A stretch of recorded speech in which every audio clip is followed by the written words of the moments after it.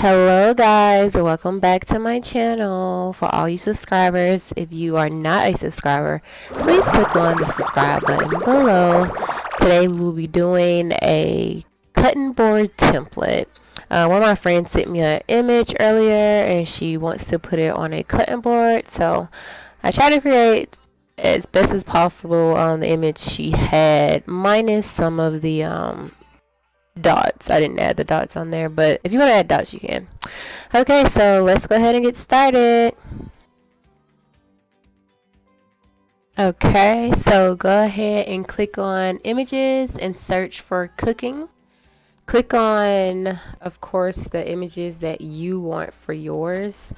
I got the whisk, the spatula, and the rolling pin. I did have to go and find a baking spatula off of the internet. So I did that prior to the video, so I didn't record that. So I'm gonna go ahead and upload that spatula as well. Then I'll get everything lined up. And again, you can put your cooking utensils in whatever order you want to put it in. There's no right way or wrong way. It's the way you want it, because this is something that you have to look at every day. So this is the way that she had it in her image. So again, I'm trying to make mine the same way. So I just clicked on the spatula and the whisk, and then I did a flip. Okay, so we're gonna go ahead and click on the whisk, and then we're gonna weld it. That way we can make it all black. And then we're gonna do the same thing for the spatula. And then turn that black as well. Then we'll go ahead and turn the rolling pin black. Gonna select all and attach. You could have just select all and then moved it over to the middle of the screen. I just like attaching it. So go ahead and detach it real quick. Click on shapes and select the square. We're gonna make this square big enough for that opening for your name. You don't want it too big, you don't want it too small. Here you go ahead and rearrange your cooking utensils so you can get it to how you want it. You don't necessarily have to put it the same way I did. This is just what I did. Okay, so go ahead and select each cooking utensil and then control and then click on the square, and then you're going to click on slice. Unfortunately, you have to do this to every cooking utensil. So once you've done that, go ahead and delete the square that you sliced. Go ahead and delete that from the middle. And then there you go. So now we're going to go ahead and create those lines. So you're going to go to shapes again, get another square. Then you're going to duplicate that square, and however the thickness of that line, you can make it how you want to make it. We're going to adjust it once we do it anyway. Go ahead and select all and slice, and delete the images that you don't want. You're just going to keep that skinny rectangle shape, and then now you're just going to line that up, and however you want to do it, line it up. You can see the thickness that I went with. You can make yours thicker or you can make yours thinner. Again, it's what you want.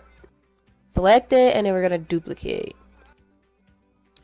Then you're gonna line that up along the bottom. I did kind of did a little overlap in between the utensils with the rectangles, and that way I know when I weld the entire thing that there's gonna be no spaces in between.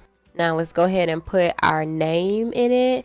Click on text and type your name out. If your name is large and when you type it in, you can condense it, obviously. You don't have to, you don't want to. There's times where you will see that your letters, maybe the C, the O, and R, is like kind of on the left, but the BETT is on the right. You can go ahead and click on your letter spacing. You can just make those spaces smaller. Um, and that's what I'm doing here. And then I'm resizing it so that it can fit in there. I can center it. And then there you have it. Go ahead and select all, and then I weld it together. Now it's time to get our swirls. Go back to your images and type in swirls. Here you can click on, again, whatever kind of swirls you want. There's a ton in Cricut Space. If you are a subscriber to Cricut Space, then you are able to probably click on any one of the swirls. But I know sometimes some of the images are not free. But I decided to get this one. That's the closest one that I saw to the image, and kind of the one I liked anyway. So if you don't like it, you can click on whatever you want. I also saw those little cool little letters.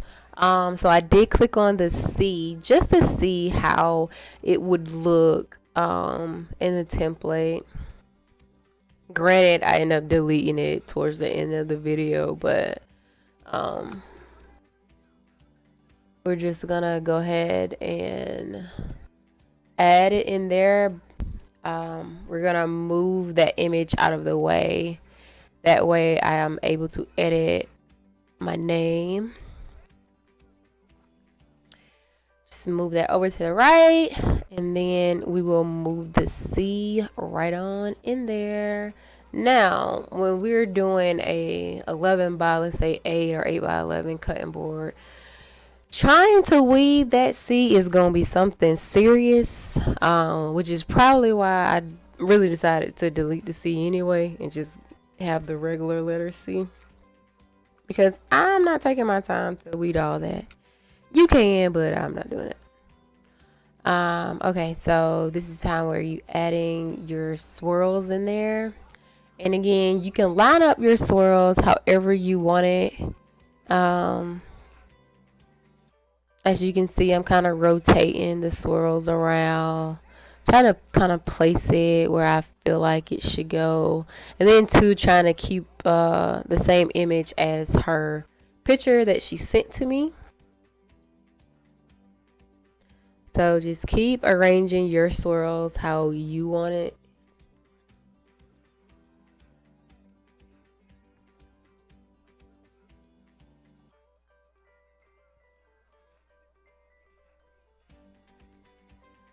And I'm just, again, repositioning the swirl and also looking at her picture.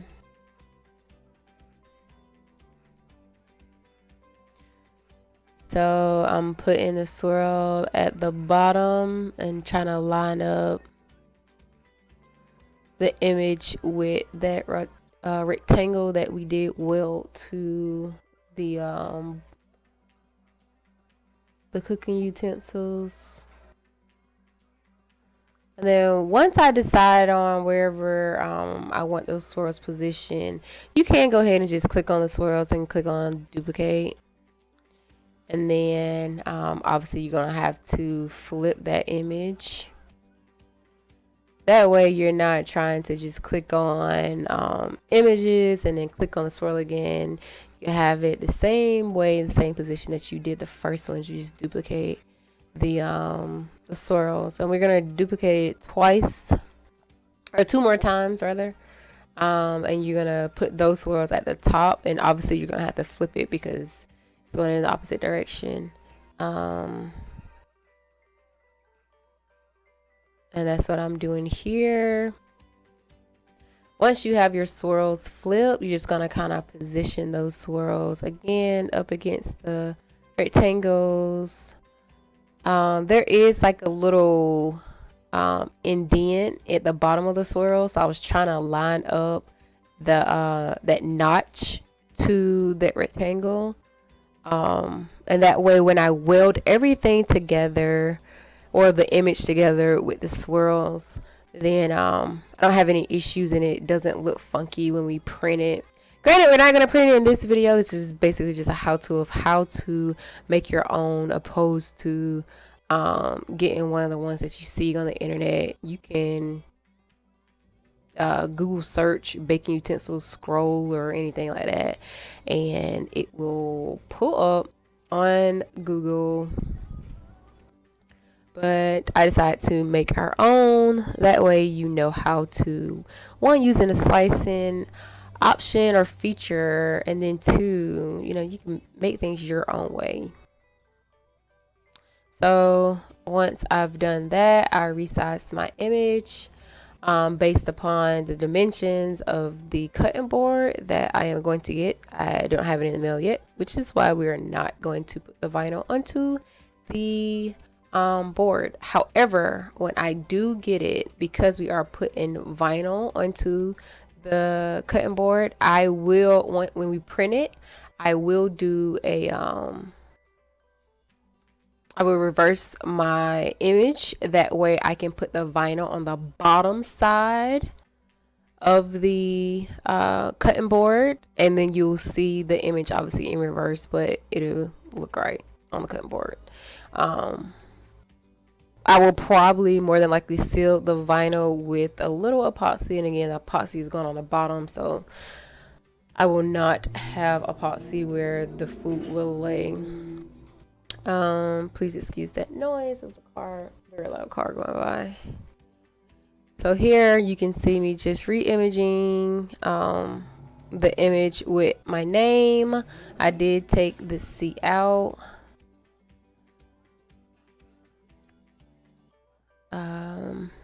And then go ahead and click on save.